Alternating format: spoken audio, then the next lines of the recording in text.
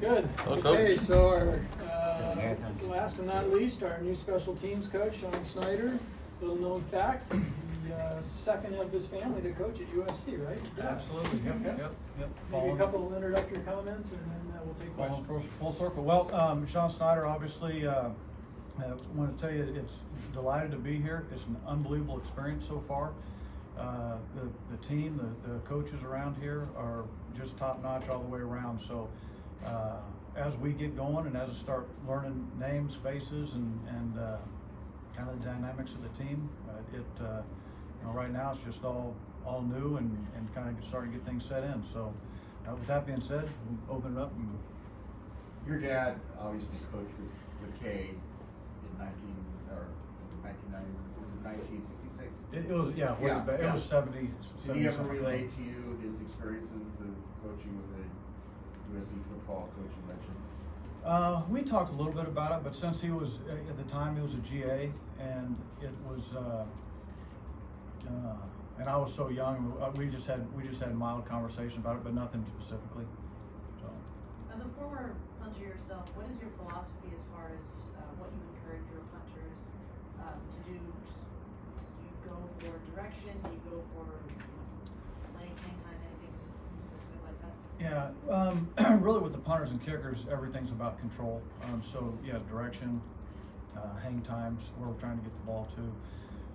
Operation times are really important. We want to make sure we're doing a great job with our operation times and setting that in. So technique-wise, we'll do a lot of stuff technique-wise to enable them to be a little bit quicker with what they do, and obviously the directional of what they can do. I haven't been on the field with them punting yet and kicking, so I don't know exactly. I've seen film, but until I get out on the field and see what they do, it'll kind of wait and see. But yeah, everything we'll try to do will be directional and controlling the ball, making sure we're doing things to get our cover units in the best situation to succeed. Sean, you spent a lot of time at one school. What was it that finally made this opportunity right, as far as the fit and Coach Helton, all of that? Well, I tell you, going through a couple interviews at a few other places, me being not on the field as a coach at Kansas State, that was in an analyst role. I wasn't ready to go that route, and so getting back on the field was really important to me. I got to say, when Coach Helton called, we'd had several conversations, but he is a very genuine, straightforward person, and it fits the mold that I'm used to, and so to me it couldn't have been a better fit. It was we probably spent a month and a half in conversation, and so by the time we wound up getting to that point where he was ready to do something with special teams coordinator, it felt comfortable. He tried to recruit you though. Took a month to recruit. Well, it was off and on because he was in the process of hiring other coaches, but yeah, it was the whole process was a little lengthy. Even with the other schools that I interviewed with, it was just a long process. What did you learn about Clay in your time since you've arrived here? That he is who he is. There's no false sides to him, and so everything that that we've talked about, that we've addressed, we've stayed on track with. He's got a very leadership is terrific. His approach with the team is terrific. His approach with the coaches is terrific. And so it didn't expect anything different, but he stayed true to who he is. That's the best thing I can say. He is who he is. Coach Snyder said that you are the most detailed coach that he knows. What are some of the important details as a special teams coach to you? Well, a lot of things. And try to keep the special teams. We use the word simple. Try to keep it to where it's very understandable and fundamentally sound. So I'm big on fundamentals. So we're gonna, from the beginning to the end, we're gonna do fundamentals all the way through the season. So there's a lot of teams that'll start fundamentals at the beginning of the season, then move on and just do all teamwork as they go in scheming. My philosophy is to keep the fundamentals sound, And so if you're not working on those every day, just like you would at another position, if you're not working on those every day, you're gonna tend to lose the fundamentals of what you're trying to do. And not to mention when players are going from their position, a team, then we have a special teams period. I mean, their minds are all over the place, and so want to keep things in a solid routine for them so that they know what they're doing, they know where they're going, they know how it's going to get done, they know what the expectation is, so they're not trying to process a whole bunch of stuff that surrounds them that doesn't involve what they need to do. So Going back, New coaching staffs are kind of hesitant to talk about what happened before, but do you have any sense of, last year was a really difficult year, special teams wise here. Do you have any sense do you look at the film and try to get a sense of where you have to go from there to where you want to be? Well, yes. I mean, last year, and same, I can relate this to Kansas State as well too. In 2018, we went through some injuries that plagued us a little bit on special teams, and I'm talking at K-State.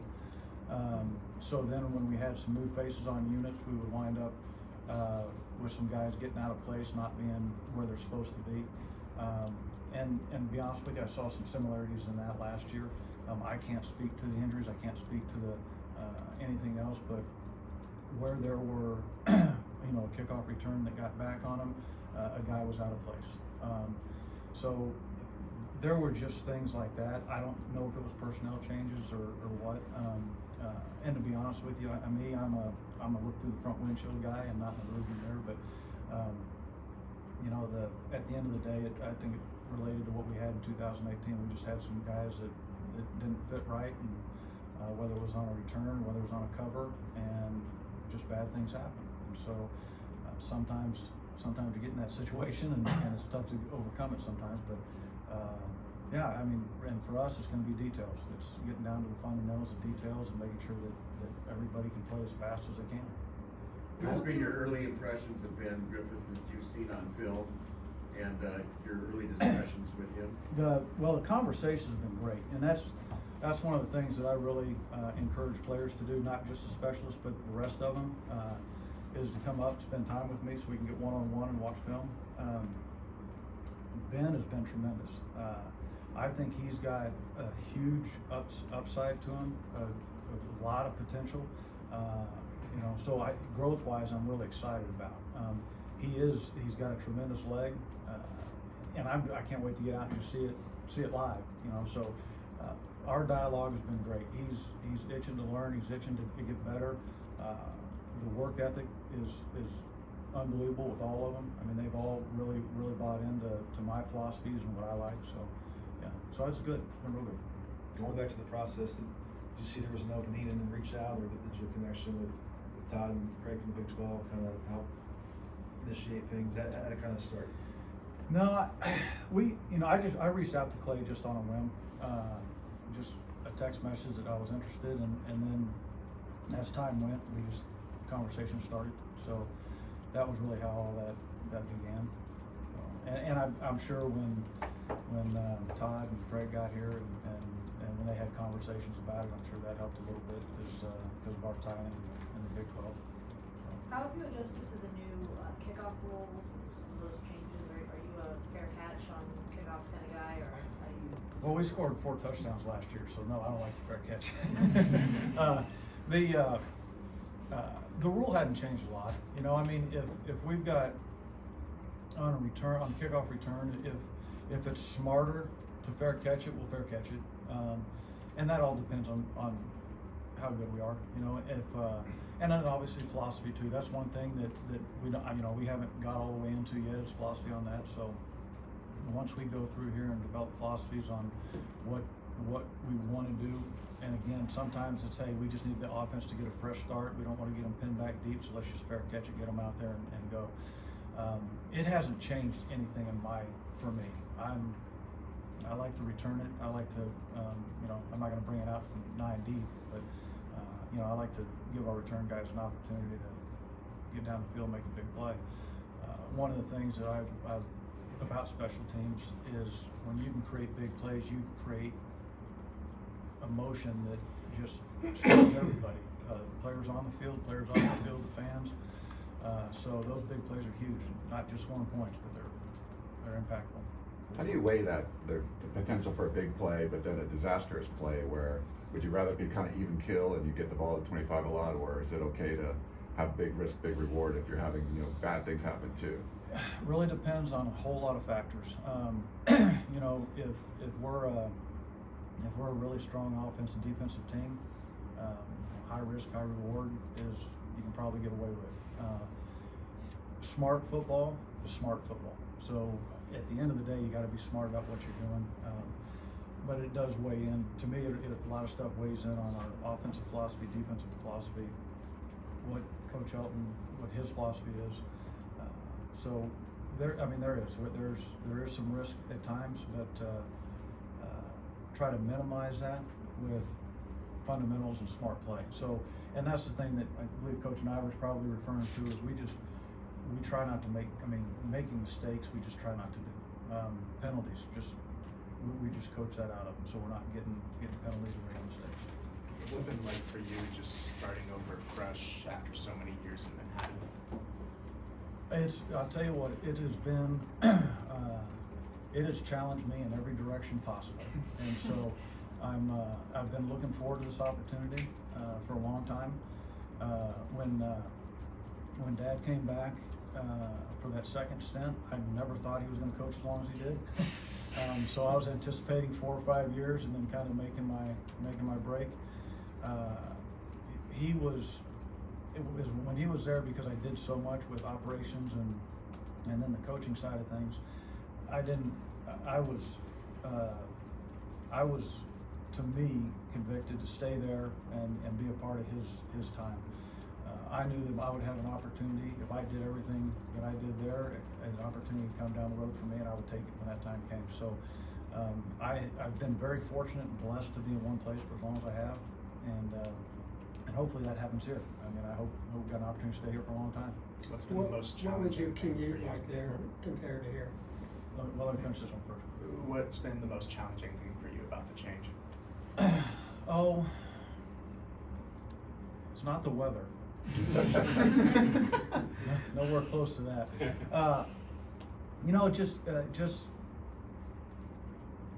everything. I mean, it's just the getting to know all the players, getting my feet on the ground, changing everything over in my playbook. You know, I mean, just a lot of busy work. So that's about it. Now that we get spring ball started, the rest of it will be great. I mean, I'm just ready to get on the field and coach. So that's about it.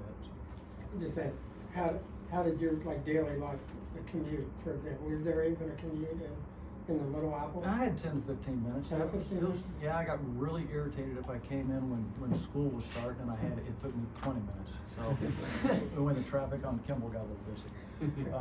But no, and here, you know, I mean, everybody was telling me, you're going to hate it out there. The traffic's this, it hadn't bothered me one bit. It's no different than driving around Kansas City. You just got to be smart about when you're going. Last night I was heading out to the place where I'm going to be living at. They had the whole highway shut down, 110 coming back this way from a 4 or 5 car pileup that happened, and so it made me realize I need to have 2 routes. Just make sure I have an alternate route when the highway gets blocked. So, Do you have a comfortable couch in your office? I'm going to probably have to get one. Yeah, I got one in there. It's just not long enough. How do you coach the penalties out of those? Well, a lot of it, you know, because most of the penalties you wind up seeing is pushing the back. So it's about being smart, about understanding where your leverages are, understanding when and when not to pursue the block.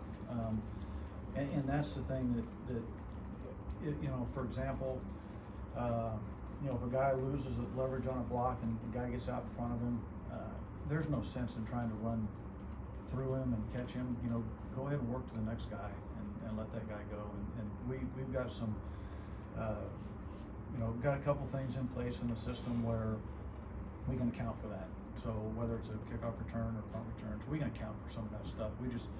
It's when a player loses a guy and is given great effort and is trying everything he can to catch up and get to that block, And then at the very end of it, when the returner starts to come and that guy puts on the brakes and then you run into the back of him, you get a push in the back. So it's about being smart how to handle that situation. We'll coach that. We'll just coach them how you do it. How do you deal with having 10 guys on the field for an extra point? Is there a certain method where they all line up, they're ready to go, so they're in the game? How do you avoid players? Yeah, I don't allow 10 guys on the field, or 9 for that matter. No, we'll do a lot on the sideline as far as we'll have some help with collecting personnel, making sure we have everybody ready to go. So we do have a process in that to manage that. But yeah, that's just something that's not acceptable. Yeah, at what point in your career did you feel like you had a command of being a special teams coordinator and kind of trusting that you had every facet under control and could teach it? Well, I'll be honest with you. I don't ever feel that way. I feel like that if I'm not learning something on a regular basis, then I'm cheating myself and the players. So I try to find weaknesses in what I coach and what I teach as often as I can. And so I think if you get to the point where you feel like you got it all under control, you kind of reach a point of complacency, and that's where I don't want to be. And so, do I feel like I have a good grasp of what I'm teaching? Yes. Did I feel like it? I started on the field in 2011, 2012, 2013. Probably got better each year, but I try not to ever get to a point where I feel like, I've got it. All right, let's go, and we're coasting. So there's always a new wrinkle that you can find. I mean, everybody tries to do something different scheme, so there's always a new challenge. Last year, there's been a lot of emphasis time-wise, how long special teams would be in practice.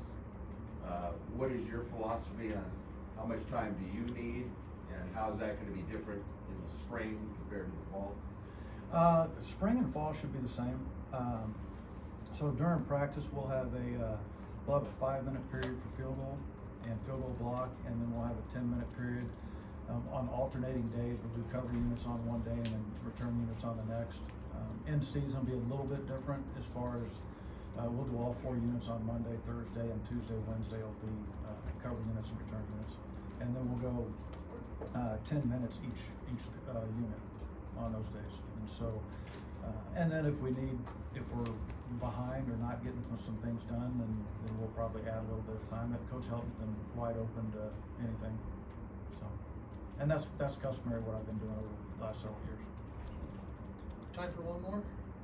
What do you wanna see in your punt returner and kickoff returns? I'm sorry? What do you wanna see in your punt returner? Touchdowns. A whole bunch of them. No, those guys with the returners in kickoff return, I'll say this with you guys not knowing the scheme completely, but patience and obviously speed. With the punt return, agility, someone that's really quick, and speed, and good vision. You need guys with really good vision. So, and I think we got guys here that are capable of doing that. But those units are, those guys are only as good as the other 10. And so, as long as the other 10 are doing their job, I have no doubt that we'll be fine what we do with the rest of the guys. So, but I have an all 11 philosophy. If they're not all 11 getting it done, then we're going to fail somewhere. Thanks, Coach. All right. Thank you. Thanks, Sean. Thank you guys. Appreciate it.